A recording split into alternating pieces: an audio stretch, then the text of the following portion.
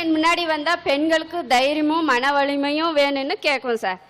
ஏன்னா இந்த உலகத்துல பெண்களுக்கு எத்தனை பிரச்சனைகள், எத்தனை போராட்டம் சார். உதாரணம் என்னுடைய வாழ்க்கை தான் சார். சார் சாதாரண ஒரு பொண்ணுக்கு எத்தனை வயசுல கல்யாணம் ஆகும்? 21 வயசுல பண்ணணும். எனக்கு 13 வயசுல ஆச்சு சார். ஏன்னா எங்க அப்பா எங்க அம்மா அறியாம சார். எங்க அப்பா எங்க அம்மா 2 பேருமே வேலைக்கு போக வேண்டிய சூழ்நிலை சார். அதனால பொண்ணு வீட்டுல வச்சுக்க முடியாது, உனக்கு கல்யாணம் பண்ணி கொடுத்துடணும். 13 வயசுல எனக்கு கல்யாணம் பண்ணாங்க சார். அப்ப 7ஆம் கிளாஸ் படிச்சிருந்தேன் சார். எனக்கு ஒண்ணுமே தெரியல. யூனிஃபார்ம் அவுத்து வச்சுட்டு புடவை கட்டி விட்டாங்க சார். போய் மண்டபத்துல உட்காந்து என்ன கல்யாணம் பண்ணிக்கிறவருக்கு 28 வயசு, எனக்கு 13 வயசு சார். அந்த 13 வயசோட கல்யாணம் முடிச்சு அவங்க வீட்டுக்கு போறேன். அவங்க என்கிட்ட அதிகமா எதிர்பார்க்கறாங்க. எனக்கு அந்த விளையாட தன்மை தான் வருது. அவங்களுடைய எதிர்பார்ப்பை என்னால பூர்த்தி செய்ய முடியல. நான் அவங்க கிட்ட ஒரு தாய் தகப்பனுடைய இதை எதிர்பார்க்கிறேன். அந்த எதிர்பார்ப்பு அவங்க என்கிட்ட கொடுக்க முடியல சார். நல்ல மென்டல் டார்ச்சர். பணம் பணம் பணம் பணம்னு அந்த பணம்னா எனக்கு என்னன்னுமே தெரியாது சார். விளையாடுற புத்தி அது மென்டல் டார்ச்சர் தொடங்கி நிற்குது சார். எனக்கு ஒரு குழந்தை ஆயிடுச்சு சார். என் குழந்தை பிறந்து கொண்டாந்து என் பக்கத்துல கெடுத்துறாங்க சார். அது அந்த குட்டி குட்டி காலு, குட்டி குட்டி கை, அந்த கண்ணு, இதெல்லாம் பார்க்கும்போது இனிமே நம்ம குழந்தையோட நம்ம விளையாடலாம், நம்ம குழந்தையோட நம்ம விளையாடலாம்.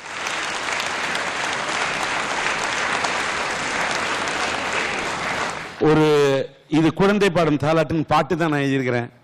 ஆனா ஒரு குழந்தைத்தனமான வயசுல ஒரு குழந்தை பெற்றது இன்னும் உன்னோட வாழ்க்கையை கேட்கும் போது இதெல்லாம் என்ன வாழ்க்கைன்னு எனக்கே புரியல. 18 வயசுல ஒரு பொண்ணு கையில் என்ன சார் கொடுப்பீங்க? கல்யாண பத்திரிக்கை கொடுப்பீங்க. எனக்கு டைவர்ஸ் பத்திரிக்கை கொடுத்தாங்க சார். டைவர்ஸ் பத்திரிக்கைன்னு எனக்கு என்னன்னு தெரியாது சார். எதுக்காகன்னு எனக்கு ஒண்ணுமே புரியாது. கையெழுத்து கேட்டாங்க. என்னுடைய தேவையெல்லாம் உங்களால பூர்த்தி செய்ய முடியாது. உங்க அப்பா அம்மா எனக்கு வேலை வாங்கி கொடுக்கல, எனக்கு தேவையான வசதி எல்லாம் அவங்க செஞ்சு கொடுக்கல, எனக்கு உண்மை கூட வாழறதுக்கு விருப்பம் இல்லை. கையெழுத்து போட்டேன். அப்போ குழந்தை 3 வருஷ பையன், பொண்ணு 2 மாசம் சார் வயிற்றுல. கையெழுத்து போட்டு கொடுத்துட்டேன் சார்.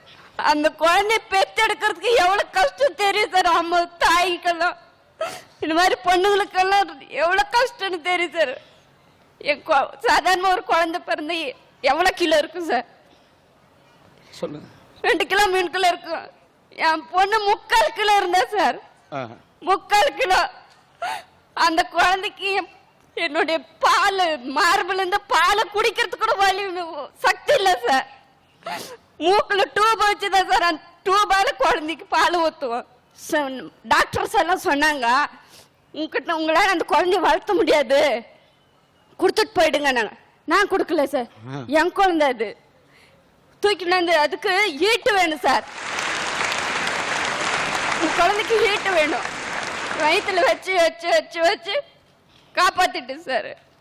இன்னைக்கு 10th முடிச்சிருக்கா சார் குழந்தை.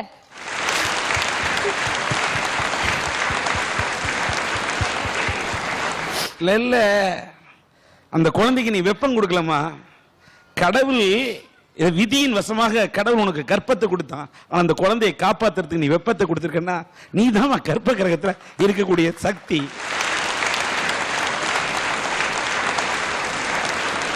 தாயாந்து வளர்க்கல, நானும் ஒரு குழந்தை இருந்தா அவங்க கூட வளர்த்துன்னு சார். எனக்கு எத்தனை வயசுல குழந்தை இருக்குன்னு நினைக்கிறீங்க சார்? 10 வயசுல 12 வயசுல. என் பையன் +2 முடிச்சுட்டு நிக்கிறான் சார். என் பொண்ணு 10th எக்ஸாம் எழுதிட்டு நிக்கிறான் சார். நீ பொருளாதார ரீதியா எனக்கு வேணும் சார். அதுங்களை முன்னேற்றத்துக்கு கொண்டு போறதுக்கு எனக்கு பொருளாதார ரீதியா என்கிட்ட வசதி இல்லை சார். வேலையும் கிடையாது. ஆனா போராடுவேன். உலகத்துல போராடுவேன். நீ குழந்தைகளுக்காக போராடு சார். எவ்வளவு கஷ்டம். அற்புதம். நீ போராடு, கவலைப்படாத. உன்னுடைய குரல் நீ கீழே இருந்து பேசுற, மேல பார். கேட்பது எவர்? கேட்பது எவன்? அந்த சிவன்.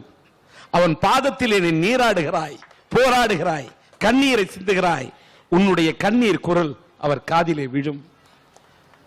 நிச்சயமாக அந்த இறைவன் அருளால் உன் வாழ்க்கை எழும் சார். சாதாரணமா குழந்தைக்கு தான் தாய் சொல்லி கொடுக்குவா சார். என் பிள்ளை எனக்கு படிச்சு கொடுத்தா சார். நான் 10th டைரக்ட் எக்ஸாம் நான் கல்யாணம் ஆகும்போது 7th படிச்சிருந்தேன் சார். என் குழந்தை பிறந்த பின்னாடி டைரக்ட் எக்ஸாம் எழுதுறேன் சார். என் பையன் 7th படிக்கிறான், நான் 10th எக்ஸாம் எழுத போறேன் சார். என் பையன் சொல்லி கொடுத்த சப்ஜெக்ட்ல பாஸ் ஆயிட்டேன் சார். நீ உன்னோட கணவனோட வாழ்ந்திருந்தா கூட அது சாதாரணமா, ஒரு புள்ள சொல்லி கொடுத்து நீ பாஸ் பண்ணுன்னு சொன்னீங்க, இதுதான் சரித்திரம். பெண் என்பவள் அவள் எதையும் தாங்கக்கூடிய ஒரு சுரங்கம், இரும்பு சுரங்கம், அவள் ஒரு தங்க சுரங்கம் என்பதை பறைச்சாற்றுவதற்கு உனக்கு இடம் கொடுத்ததாமா இந்த அரட்டை அரங்கம். கண்ணீர் விடாத, கவலைப்படாத. சார், குழந்தைகளுக்காக எத்தனை போராட்டம் வரட்டும் சார், எத்தனை கஷ்டம் வரட்டும் சார், நான் போராடி இந்த சமுதாயத்துக்கு நல்ல குழந்தைங்களை 2 கொடுப்பேன் சார்.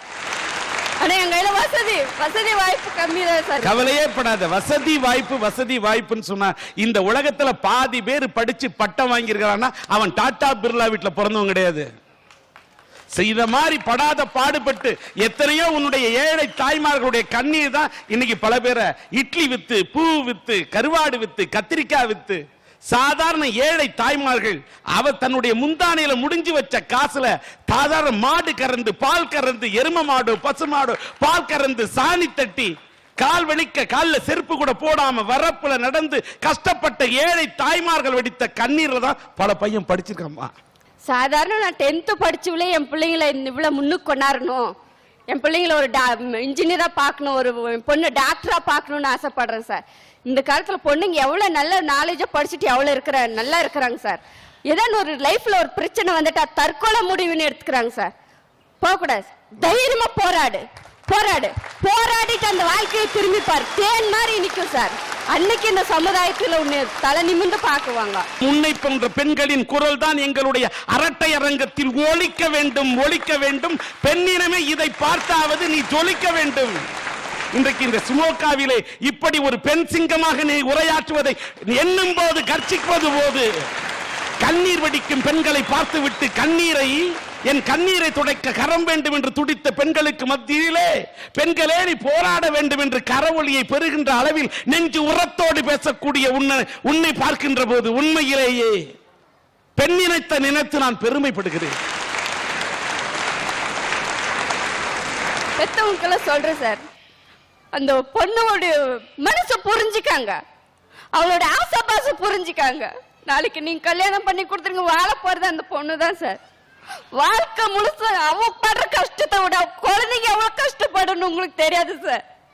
அந்த சமுதாயத்துல அவ எவ்வளவு போராடணும் சார். அந்த குழந்தைகளை முன்னுக்கூட கட்டிக்கணும் நல்லவன இருந்தா கடவுள் கொடுத்த வரோம்.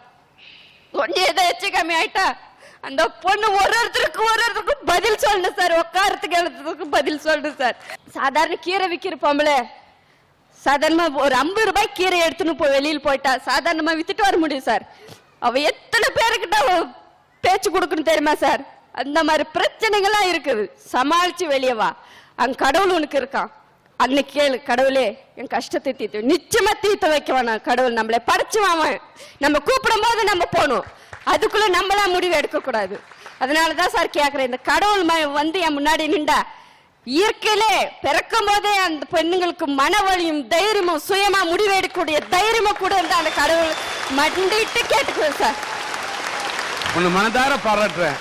இறைவா கடவுளே எனக்கு பணம் வேண்டும் என்று கேட்கக்கூடிய மனத்துக்கு மத்தியிலே போராட நல்ல மனத்தை கொடு என்று கேட்ட உன்னுடைய நல்ல மனத்தை பார்க்கும் போது பெண் என்பவள் வதங்கும் பூவாக வாடும் பூவாக தான் பார்த்திருக்கிறேன். நீ உன்னை போராடும் பூவாக பார்க்கின்ற போது பெண்ணே உன் மனம் ஒரு பூ மனம். உன் வாழ்க்கையிலே இறைவன் அருளால் வீச வேண்டும் நறு மனம், நல் மனம். உன் இறைவன் உனக்கு வாழ்க்கையிலே கொடுக்காமல் இருக்கலாம் நல்ல மனம், ஆனால் இறைவன் அருளால் எதிர்காலத்தில் உன் வாழ்க்கையிலேயும் உன் குழந்தையின் வாழ்க்கையிலும் வீச வேண்டும் நல்ல மனம் என்று கேட்கின்றேன்.